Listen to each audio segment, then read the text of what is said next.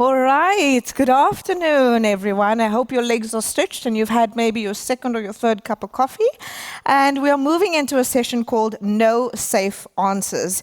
This talk is with Christofer Sundberg, the founder of Liquid Swords, as well as the creator of Just Cause, a popular game if you've heard about it. If not, Google, because I needed to do that. And this session, like I mentioned, is called No Safe Answers, and that's definitely not a marketing line. It's a promise, because they want you to get involved with them as well. Alexander Bergendahl will be in conversation with him, and I mentioned audience participation is highly encouraged. In South Africa, we say that don't poke the lion, but I think Christofer is the lion, and this session is the poke. So please help me in welcoming Christofer Sundberg and Alexander Bergendahl. Also, how cozy is this with a fireplace? I mean, hello. All right. Thank you, everyone, for joining us here. Thank you. So almost 20 years ago, I started my first job here in the games industry at Avalanche Studios. So I'm actually quite excited to sit across from the man who founded it. And when we were discussing what we were going to do, we had this idea of, putting out feelers to the industry and asking, what do you want to know? What would you like to ask, Christofer? And so I posted on Twitter, I posted on Reddit, LinkedIn, and I even went through Christofer's own feed on Twitter and found some interesting things to ask him. And we got a lot of responses. Some people, I think, were masking their man crush on you by responding. But we've got a handful of questions I have here, and I think we'll have a really good time talking about these things. But I also want to encourage everyone here in the audience to ask questions. So we're going to be looking out for any hands that get raised at any time, obviously not to interrupt Christofer's answers. And then I'll also check in once in a while to make sure there's any questions before moving on to a new topic. So before we begin, Christofer, you describe yourself as a debate grenadier and artist of rebellion. My question is, was that always true? Or is that a story you started telling yourself only after you earned the right to be difficult? Well, it's. I think it started very early when I started Avalanche, and we always were the underdog, and been the subject to a lot of criticism for what we do. A lot of questioning and so on, and it's like it. And after a while, it was like it doesn't matter if I post a picture of a steak or I never post political stuff, but if I would, it would be the same reaction. So that's where it came from. Interesting. Would you say that the character of Rico Rodriguez was sort of some of like living through your fantasies through him and wanting to be more rebellious and create more chaos than you could in reality? The chaos part definitely is true to my personality, but yeah, a little bit. It's like it was sort of a childhood dream to create your own action hero, and I am a big fan of Rambo and all those sort of brainless action movies, but it's good entertainment, and that's what we do in games. We're making entertainment, and that's what it's supposed to be all about. All right, so let's talk about games and the industry. We are going through some interesting times in the industry, and this talk is mostly about the industry and your perspective on it, not your own history in the industry. So you've called the industry desperate, cowardly, and confused. Yep. And over the last 2 decades, you've held quite a lot of power running Avalanche Studios and now Liquid Swords. What did you do with that power, and what do you wish you'd have changed when you still had a chance? Well, I'd like to go back to the underdog again, and it's Avalanche was, when I was there, a work-for-hire studio. We slowly transitioned into our own self-publishing, but that was sort of at the end of my days there. But we were always sort of. I've spent probably 15 years, 16 years at Avalanche, traveling around with a hat in my hand, because publishers never pay their bills. So I've been equally much a bill collector as I've been a game developer. So we didn't. It might have seemed that we were a big powerhouse, but we really weren't. We were in the hands of publishers and so on. But what we always did was to constantly try to broaden our creative horizons with the games we made. And with Just Cause, it's like, it's not very realistic to have a guy that has a parachute that goes in and out of his back and does all the stuff that he's doing, but it's fun.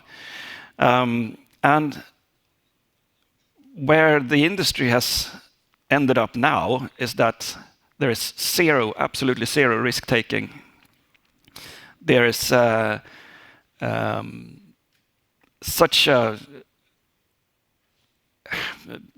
there's complete lack of innovation, at least in the AAA space, and all that is happening on the indie side. And I don't know how many of you are indie developers here.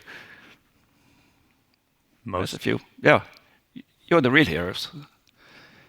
So so that's where the innovation is, and it's the sort of the coward comment is that there is money out there, but nothing is getting spent because you need a helmet, you need suspenders, you need a belt, you need a bulletproof vest, you need steel shoes, and everything like that, just to do to one little bet on something, and then some complain about the state of the industry when an industry that was founded on creation and innovation and creativity has just come to a complete stop just because there's zero risk-taking. But when we take risk, often we see, and I think the example that I was thinking of when you were talking is a game like Mixtape, right? Yeah. An indie game trying something new. Mm-hmm. And depending on where you're looking on the internet, people were saying it's trash. It's not a real game. It's just a nepo baby's wet dream. Like, how do we balance building something new when we also have to deal with player backlash and the vocal minorities? Well, I think with Mixtape, I think it was a very refreshing idea, and then. Is it a game or not? It's like it's up to the player. I think it's a game, but you don't do very much. But the music was great, so hats off to those developers. And then, well, player reactions should never stop us from taking risks. It goes back to the Me Too days where some were just afraid of opening their mouth, even though they have great opinions and great ideas, just for the sake of being afraid of player reactions. And that mob out there is huge. I mean, I've had my kid's picture posted by some random dude after the release of Samson. And it's like, oh, poor kids, this game sucks, blah, blah, blah. So it's very ruthless, but it's like you can't negotiate with terrorists, and that's exactly what it is. Does that scare you away from being the, open and slightly chaos-inducing personality that you strive to be? No, absolutely not. I mean, they're cowards sitting right behind an alias and a keyboard, and they mouth off about my kids. Yeah. So you mentioned that indies like we have in the room are the real storytellers and creators of this industry, and that AAA is in a tricky place. You chose to found a AA size studio. Where does that fit into this picture of being able to create? I mean, you're indie in some ways. Maybe you're not a traditional indie and as a small team, but where do you fit in the grand scheme of things with it? Well, when I started Liquid Swords, I had huge ambitions for the studio, and this was what do you call it? One of the other questions, the days of when it was easy to find money. The boom? Yeah. Yeah, the bubble? Yeah, well, yeah, that too.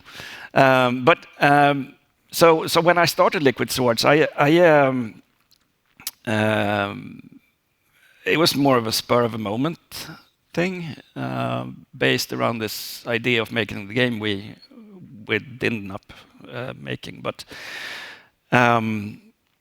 it was like one of those ideas that was too good to just back away from, and then spend the rest of your days just regretting that you didn't make it.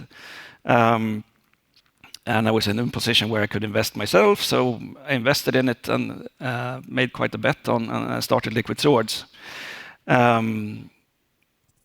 it was very big plans from the beginning, but then as we all know, the industry has changed quite a lot, and it's changed in ways that over my 34 years of making games, I've never seen a mess like this before, and we had to just deal with that. So that's when we sort of turned from AAA ambitions to AA ambitions. But we need to adapt rather than just die. Yeah. So you took money from NetEase during this bubble where it was a little easier to get investments. Now looking back, do you think that was a smart move? And you were not the only studio taking money from NetEase or any VC that was throwing money. Well, I have nothing but good things to say about NetEase. I mean, they've been treating us really fair, and they've lived up to their part of the agreement, and we have lived up to ours. So, no, I don't regret it at all. So I have only good things to say about them, and we wouldn't even be here if it wasn't for them. But let's put NetEase aside then. When we have these bubbles and there's money flowing everywhere, with hindsight now, should game studios run towards that money or run away knowing that eventually bubbles pop? I think you need to be, as always, very careful who you do business with, and so I wouldn't rush into anything when it comes to finding money. But if there is an opportunity and someone is willing to make a bet on your idea and your vision, then I think you should go for it. Now, since then, we've seen a bunch of these studios that were funded generously close before they even launched a game, or even within weeks or months after launching a game. For Liquid Swords, you guys scaled back. You halved your team. You shipped a game at a lower price point. You kept the lights on. What do you think those studios did wrong, and what do you think factored into your survival? I think some of them were a bit naive, I would say. Great game developers, but maybe not that experienced entrepreneurs. And it's very easy when you have someone who is just funding you, and the second you start treating that investor or publisher as a bank, then you're screwed. And I think that's what happened to many of them. Many of these studios that started up has come from big name studios, and they're not used to be running around with the hat in your hand. And I think that's what, unfortunately, if they had realized that and focused on building a business rather than being just focused on developing a game, then they would have survived. And then there are studios that has been treated terribly by their investors and publishers and so on. So and they did all they could. So I definitely feel for those guys, and some of them are my friends, and I definitely know what they've gone through, and it's not fair at all. So, yeah. You mentioned, being how you're treated by your investors or by a publisher. You shipped Samson quite recently. Congratulations, that's a feat. What, the pressures that you left from Avalanche, where you had work for hire, you had a publisher breathing down your neck all the time. You then move into running your own studio without the publisher pressure, but you ended up potentially under that same pressure, just without a publisher. Yeah. I'm sorry. What? Yeah, that was a open-ended question, I guess. How can you avoid that in the future if you were to do this again? Yeah, I think so. I mean, when we scaled back a year ago, we knew what we had in terms of a team. We know how much money we had in the bank. There was no more money coming in. Publishers too scared to sign a new IP, and so on. So we did what we could, and then where we failed was that we communicated terribly poorly what the state of the game was. So I've been in situations like with Just Cause 4, for example, where the game needed at least a year and a half, but it was the sort of the end of the year coming up for a publisher, and the game was just pushed out the door. And when you play the game, you can actually see where quality starts dropping. It's like the cutscenes gets from like normal cutscenes to these comic book style cutscenes, and so I mean, yeah, we could have launched the game in a better way, but we're trying to redeem ourselves now with a bunch of updates and so on, but it's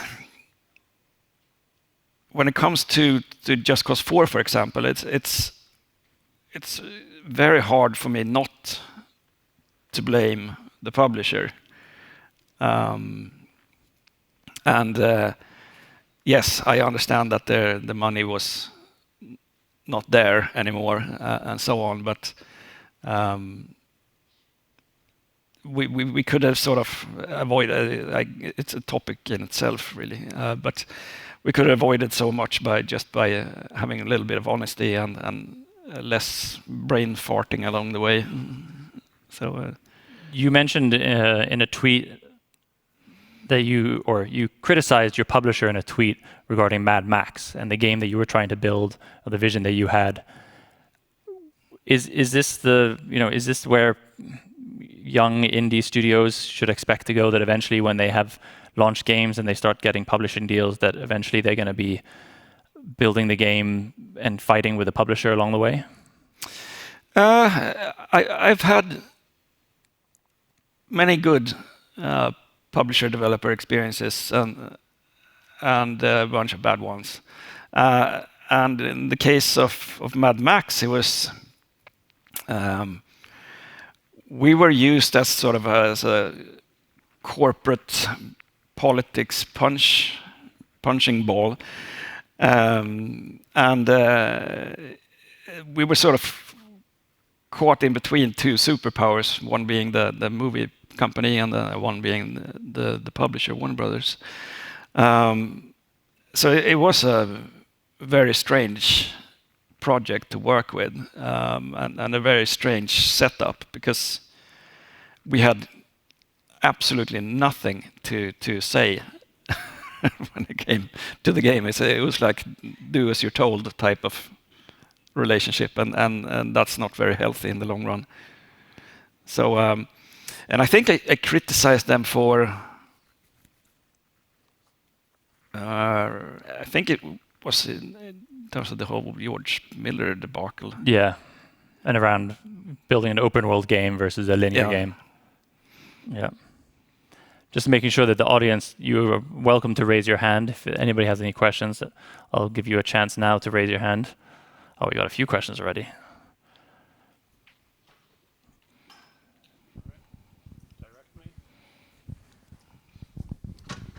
Yeah, hello. My name is Ernestus, and I wanted to get into this discussion because we're talking about the state of the games.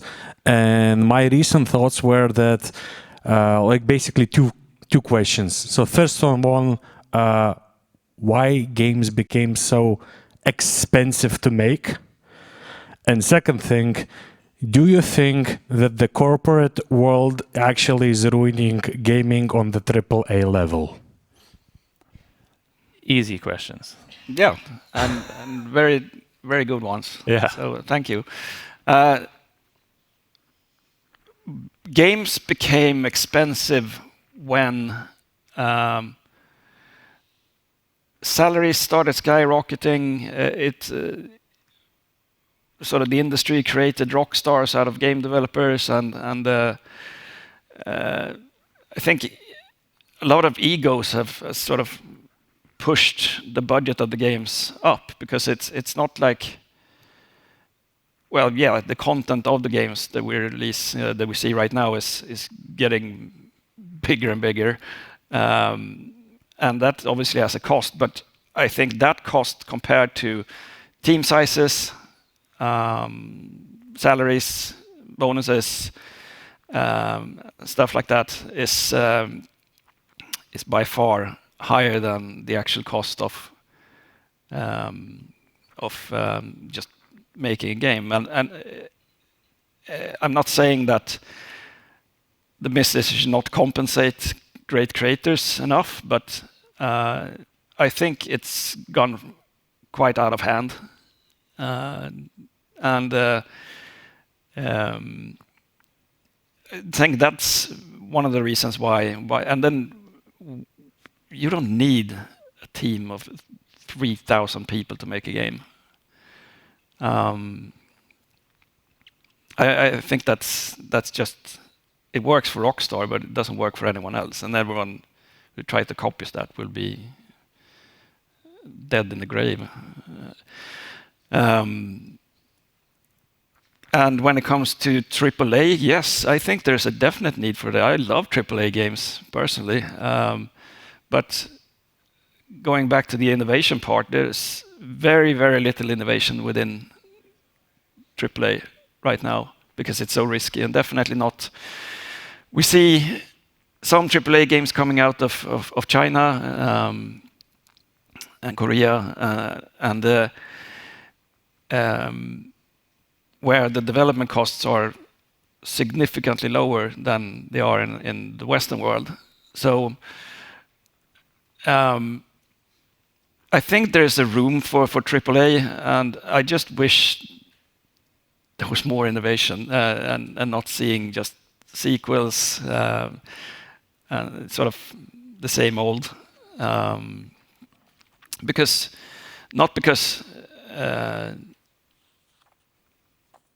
I try to innovate where I can, and I know there are limitations, but AAA needs to take more risk for it to survive and drive the whole industry forward. Otherwise, we'll be in the same wheel tracks a year from now or 2 years from now. So I don't know. I hope that answers your question. You mentioned sequels. There are 4 Just Causes over 16 years. Yeah. The franchises are great, but it can also be a trap where costs don't necessarily match the audience, that doesn't necessarily grow as well. What kind of pressures are developers under that have a hit game and that are thinking about a sequel, or are on already the second sequel and are thinking about another sequel? Well, every developer wants to make a franchise, I think, make something that lives on for a longer period of time.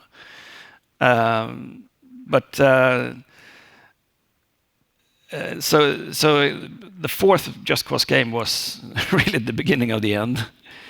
And there's a reason why there's not a JC5 on the horizon. Not that I know of, at least. I'm not affiliated with it anymore, but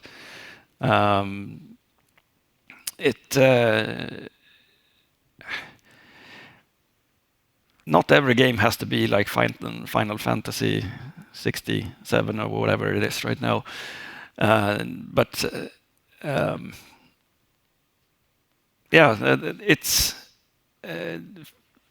it's tough, and I'm sort of speaking against myself here, because I love the whole idea of building a franchise, and if a game becomes a franchise, then it's absolutely fantastic and something to build on because it's so unique.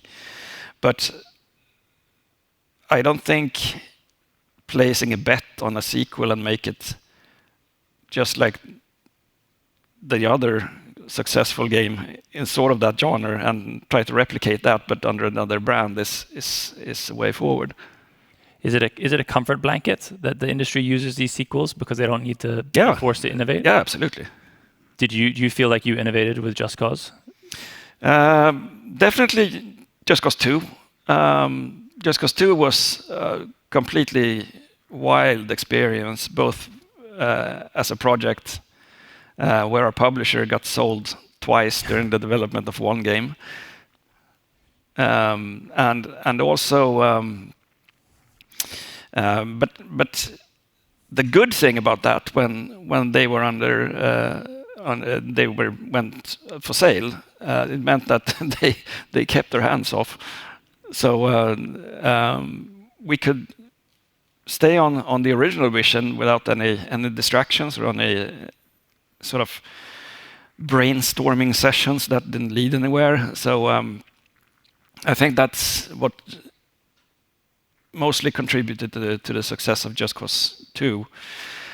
Just Cause 3, we didn't innovate that much, but it was a much more tighter experience, and I think that sort of was a counter reaction because some was left completely shocked by sort of all the chaos in Just Cause 2. So, and then in Just Cause 4, our publisher wanted us to do pretty much everything. Needed to be an open world. At some point, there was multiplayer. It needed to have a great story, a gripping story. It needed to have these special effects that no one had seen before. So it was the definition of what we call a feature creep. And I think that killed the franchise. Did you allow the feature creep? Were you part of the... I almost went down screaming when it came to JC4, and I don't know how many discussions I've had with the publisher, and after a while, it was like I couldn't even look the team in the eye because it's like,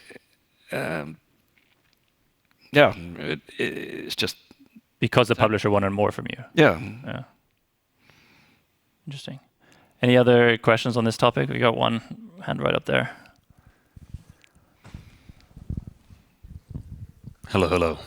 Big fan. My name is Stefan. I am currently developing, actually beginning the production stage of our game.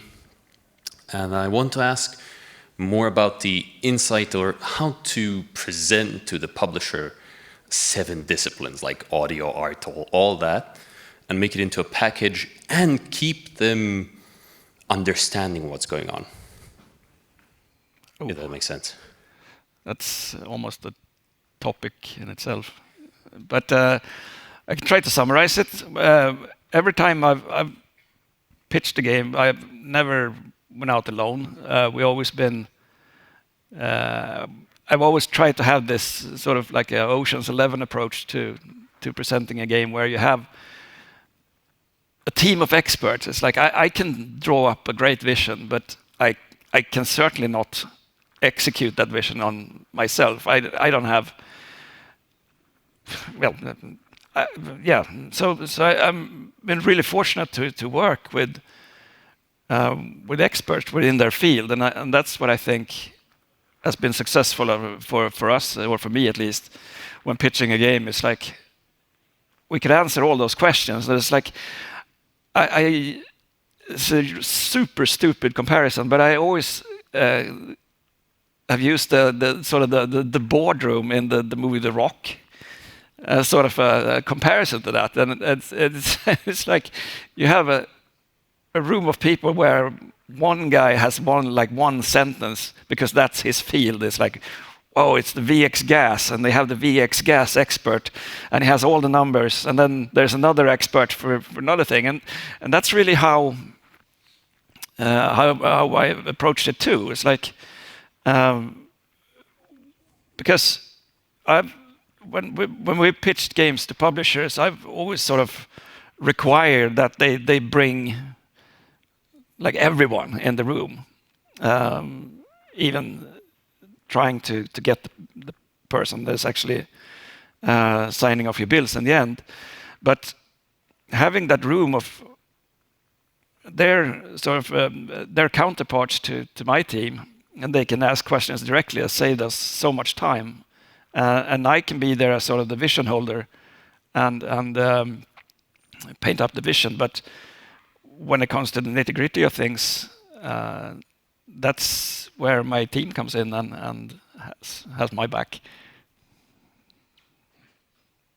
Some what I'm hearing there is a little bit about like the individual disciplines and how important that is in an industry, but also around that, it's an industry built up by people, and that if you're going to be working with this publisher, you're going to be working with these people, and you want to be able to meet them in person. Would you say that's accurate? Yep. Well, on the topic of people, both at Avalanche and Liquid Swords, you've had to oversee some large layoffs. A lot of people lost their jobs, and this is happening across the industry. At what point does a studio founder stop being a visionary and become a risk that other people pay for? Never. And I mean, without a strong visionary, there wouldn't be any jobs and so on. And it's like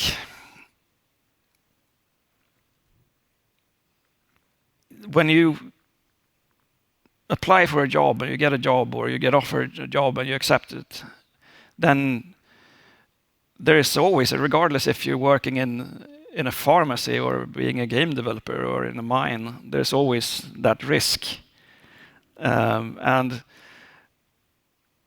that's a risk that everyone has to take. And yes, there are business owners and entrepreneurs that are extremely irresponsible and just think egoistically. But I think as long as you treat everyone fair, everyone will accept a negative decision like that we have to do all these layoffs. And in the case of Avalanche, it was like that was actually me losing my mind, sort of. I completely forgot why I started with Avalanche and started with games in the first place. It was like it can just come down to not being about the games. It came down to just finding good deals and create more projects. And I think we had like 3-4 AAA projects going at the same time, and that was certainly not the reason why I even joined this industry. It's not to build a big company. It's like any idiot can build a big company, but it's running a good company and building good companies is extremely hard.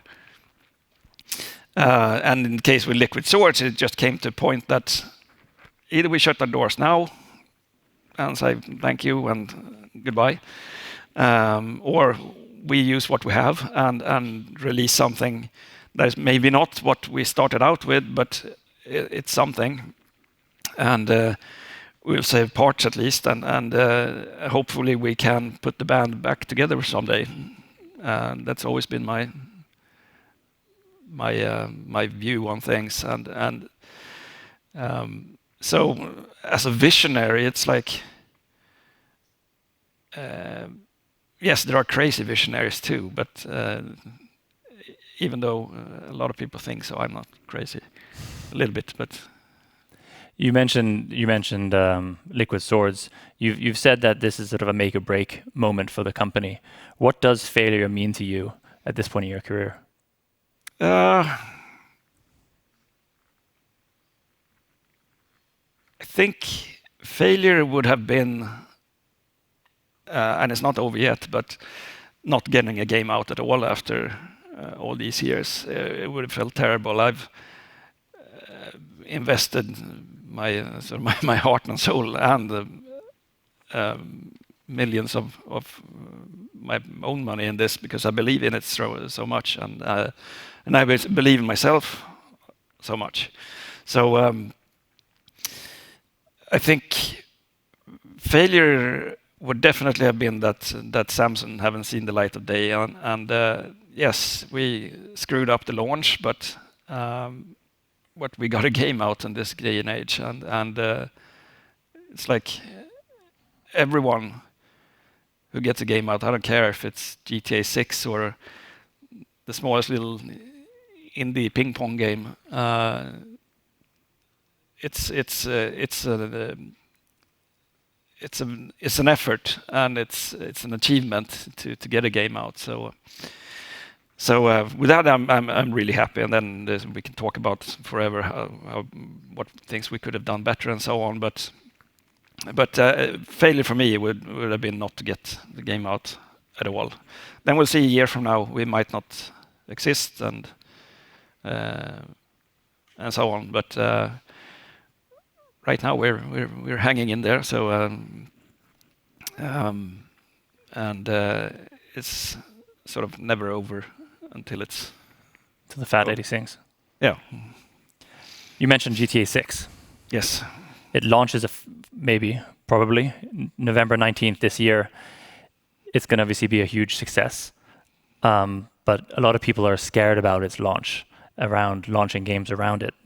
Does it inspire or paralyze you when you think about its launch later this year, and what should people really be thinking? I mean, my view on GTA as a phenomenon is that every time a GTA game releases, it's Christmas for everyone. It's like, I know people that don't even play games, and they're buying GTA. They won't let their kids play it, but they buy it just to say that they have GTA. It's like me buying a new iPhone. It's like my iPhone 16 worked perfectly fine, and when 17 came out, I bought it just because it was there. And I think that is it's the same thing with GTA. It's like people that even don't play games buy GTA because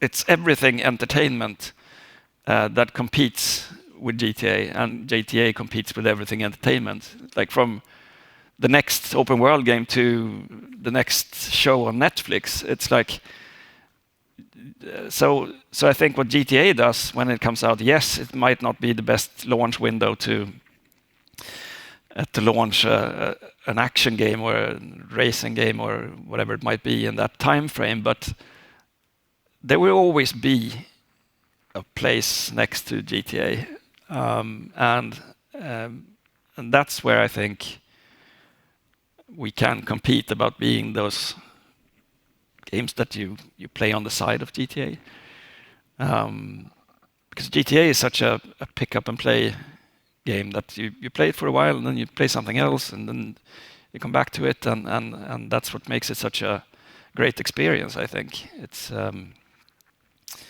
so I don't think if I was a publisher I would be mindful of when I release my biggest chunk of games, but as a developer it's like just ride the wave, because it will drive hardware sales. It will create a lot of eyes will be on the games industry and so on. So I think it will be good for everyone.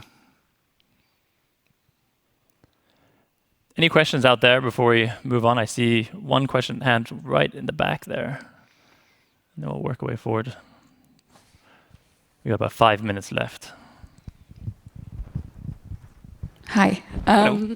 I teach game art at the Game Assembly, and I talk a lot to my students about the current industry, and the red thread of emotions, I suppose, is powerlessness. You either enter an industry that's saturated with seniors, or you start your own company and then inevitably end up kind of at the mercy of publishers and investors, and it's always that constant struggle between creativity and funding. And I guess what I'm asking for is kind of a call to action. Like, what can the little guy do, or what can we do as individuals to kind of get the industry out of this slump, or find some sort of power in this kind of frustrating lack of it? Don't chase the sort of the quick experience. If you have an idea that you really, really believe in, let others laugh at it, criticize it, but stick to it and stick to the plan that you have in your head. And just endure, because if you stick to that plan and stick to that vision, you will be successful in the end. And for me, starting up my own company was the best thing I've ever done in my life. I mean, I put my first company out of business, went flat broke, but I wouldn't regret it for the day. It's like you learn something from failures too. So I would encourage everyone to sort of stick to your ideas, stick to your vision, and then. Yeah, it's easy for me to say, but you will go to bed after a few years feeling that you stuck to your plan, and that can make you sleep well at night. And it can be that you might not deliver that vision like right away, not after year 2, not after year 3, but after year 5. And you work with someone during that time because you have bills to pay. But always stick to the vision and the plan, and have a winner's mindset. That's what I strongly believe in. And learn from failures. Thank you. Awesome. We have just one. We can do one more question. Either the guy in the front or the guy halfway up. You get to decide which one. All right, we go to the guy in front and make you exercise more. If you sit in the front row of school, you get picked on. Thanks. During the talk, you mentioned the risk aversion on big companies nowadays. What do you think has shifted in the industry in the last 15 to 20 years that has made it so? Budgets have skyrocketed, and games have not sold enough to motivate keeping big teams on. Even though a game is a success, that's not enough in this day and age, and it's absolutely terrible. It's like if you've released a successful game, at least you deserve to keep your job. That's what I think. Sorry. Do you think it's publishers maybe expecting huge margins or profit? Yeah, I think they're looking for shortcuts. And there's the games industry there's no room for gold diggers. It's like you have to look at everything long term and not just chasing that quick money everywhere, because it's a very ruthless industry to be in that way, and which I think is good, because I don't like gold diggers and sort of finding a quick buck here and there. it's all about the games for me, and having fun making games and playing games. Hear, hear. I think that's why we're here, right? Great. Well, we've run out of time. Thank you so much, Christofer, for answering these questions. I think we've learned quite a lot. Thank you all for participating as well.